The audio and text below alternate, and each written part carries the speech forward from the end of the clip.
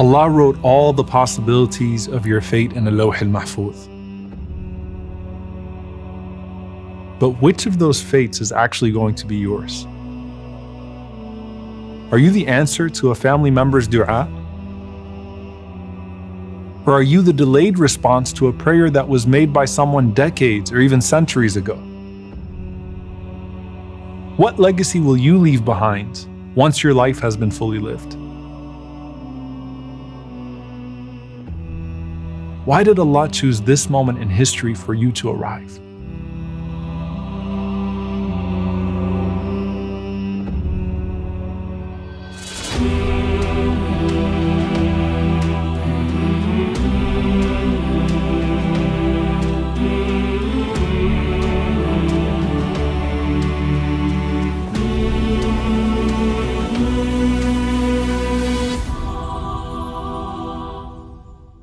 Maybe your parents and grandparents made dua for you, dreaming of your future success and happiness. Maybe you were a welcome surprise, or even a scary thought. However your conception was perceived by others, your existence was planned by Allah. He chose the environment that is perfectly suited for your personality and your potential. And He brought you into this world at a certain time, to a certain family, in a specific place, to fulfill your special purpose. Try to think of yourself as a light from Allah's decree brought to this world just at the right time, maybe even as an extension of the light of someone that came before you. Remember that gathering of Adam alayhi salam walking around and seeing people's light? Think of him being amazed by your light. Or even closer, remember that night when the Prophet ﷺ went up to the heavens on the night of Al-Isra wal-Mi'raj, and his whole ummah was presented to him? Imagine the Prophet ﷺ walking through his ummah and then coming up to you and saying, "What beautiful light you have." Or think of the dreams of those that came before us. For Ibrahim alayhi salam, it was the dream of this descendant who wouldn't arrive for thousands of years, but he was so worth it, sallallahu alayhi wasallam. And then sometimes the dreams get closer. Omar ibn al-Khattab radiyallahu ta'ala anhu, waking up one night with this huge smile on his face and saying, "Who is this child from my descendants that's going to fill the earth with justice after it's been filled with injustice?" And Umar ibn Abdul Aziz, rahimahullah, his great-grandson, was born just a few years after his death, but he fulfilled the dream. I often think, what persecuted, enslaved Muslim woman is Malcolm X at Hajj Malak al-Shabaz an answer to? Every single person has their special turn in the grand story of this world. The question is whether we realize our potential and become that blessed presence wherever we find ourselves. When Isa alayhi salam was born, he said, وَجَعَلَنِي مُبَارَكًا أَيْنَمَا كُنْتَ, and Allah made me blessed wherever I may be. The scholars say that that's because Isa alayhi salam brings good to every environment he is in, and it's not exclusive to him. When we do the same, we are also mubarak to whatever place we're put in. And your birth itself may have been mubarak because you were a blessing to your family, and maybe even the answer to someone's dua long before you got here. We arrive in this world with certain hopes pinned to us, and also darkness that precedes us, confronting us at every turn. It might be the darkness of a broken family. It might be the darkness of someone else's betrayal. It might be the darkness of oppression.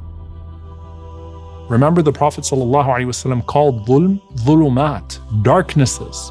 Allah subhanahu wa ta'ala illuminates the darknesses of this world through the light of His decree. He illuminates it through the light of His revelation. And then He illuminates it through the light of your deeds. That's what some of the scholars say, nurun ala nur, is light upon light. But we have to kindle that light inside of us. Otherwise, we become sources of evil ourselves. And that's when the darkness of this world actually becomes our darkness. In fact, we can become submerged in waves of darkness. ظُلُمَاتٌ بَعْضُهَا فَوْقَ بَعْضٍ إِذَا أَخْرَجَ يَدَهُ لَمْ يَكَدْ يَرَاهَا. Darkness upon darkness instead of light upon light. And you become so blind that you can't even see your own hand. But you choose whether to be a curse of your time or a blessing for your era. This is what the Prophet ﷺ meant when he said, "Fi kulli qarnin min ummati sabiqun." In every generation of my ummah, there are forerunners. It means to be, as the scholars said, ibn al-waqt, a child of the moment. And it's not just your moment, because our stories are all interconnected, even across time and place. Think of how many marriages almost didn't work out, and how many dangerous pregnancies in your lineage preceded your risky birth. And think of how unlikely your existence was. But Allah subhanahu wa ta'ala made it happen, because it's part of a bigger story. Maybe the reason you find yourself in a position to build this masjid in some remote town is because of the dua of a Muslim who passed by that town 100 years ago and said, Ya Allah, I hope there's a masjid there one day. Or maybe the millions of prayers of the oppressed people around the world is the reason you have the ability to be the answer to their cries for help. The Prophet ﷺ said, هَلْ تُنصَرُونَ وَتُرْزَقُونَ إِلَّا بِضُعَفَائِكُمْ. Are you given victory or sustenance except by how you treat your vulnerable ones? Being a blessing to someone else is a reason by which the decree for you becomes blessed. So as for the Prophet ﷺ himself, he said, أَنَا دَعْوَةُ أَبِي إِبْرَاهِيم. I am the dua of my father Ibrahim. And the glad tidings of Isa.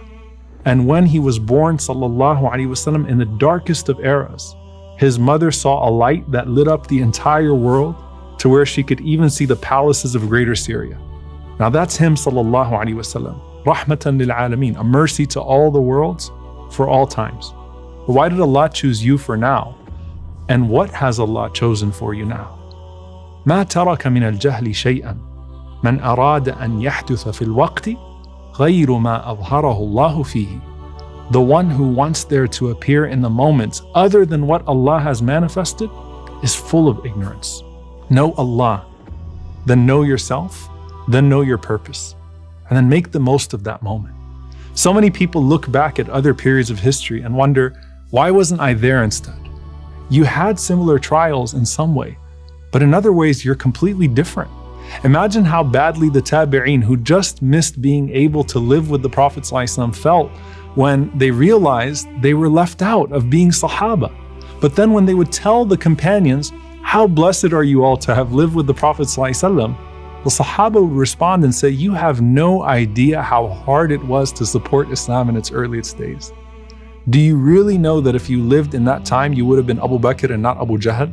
Are you sure when you read historical episodes in the Quran, you would have been on the right side of that episode?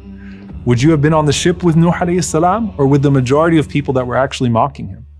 Would you have been ready to support Musa alayhi salam against a vicious tyrant like Fir'aun? Well, every part of history has elements of these stories, with all of their tyrants and trends.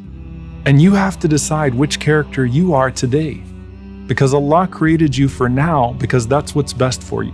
To make the best of the moment and transform it to be the best deed for your eternal life.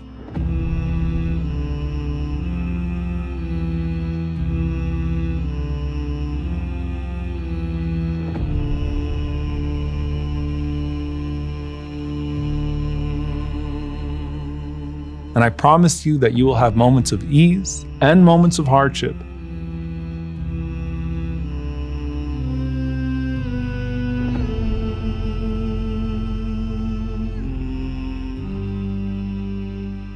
And then moments of blessing in the midst of a hardship that's actually greater than the test itself.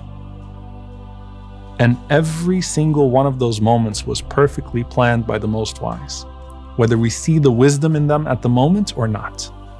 So what moments were planned for you?